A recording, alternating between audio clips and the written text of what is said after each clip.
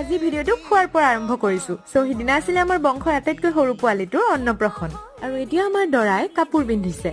And he is বৰ্ণিল শৰ্মা। কেনেকুৱা hero লাগিছিলে সেইদিনা। আৰু এতিয়া অন্নপ্ৰসনৰ হোম যজ্ঞ আৰু কিছুমান নীতি নিয়ম চলি আছে। ইফালে চলিছে তাক ভাত মুখৰ দিয়াৰ যোগাৰ।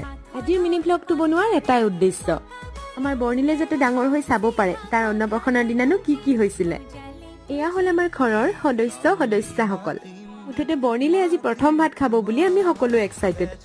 এতিয়া দেউতাকে তাক ভাত খুৱাই দিয়াৰ পিছত কেনেকৈ জিভাখন উলিয়াই দিব চাব দেই। আমাৰ যে অসমীয়া ৰীতি নীতিবোৰ বৰ ভাল লগা নহয় জানো।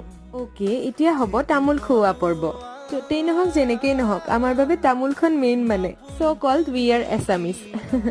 এতিয়া আমাৰ গুণুক ময়ো অকণমান ভাত খুৱাই দিলো। তাৰপিছত আৰু কিছুমান নীতি নিয়মৰ বাবে তাক বাহিৰলৈ উলিয়াই আনিলে। কিতাপ, পইচা আৰু চাউলৰ ভিতৰত যিকোনো এটা চুব দিয়াত সি কিতাপে চুলে। আৰু এতিয়া বহিলো আমি খানাত। আজিলৈ বাই।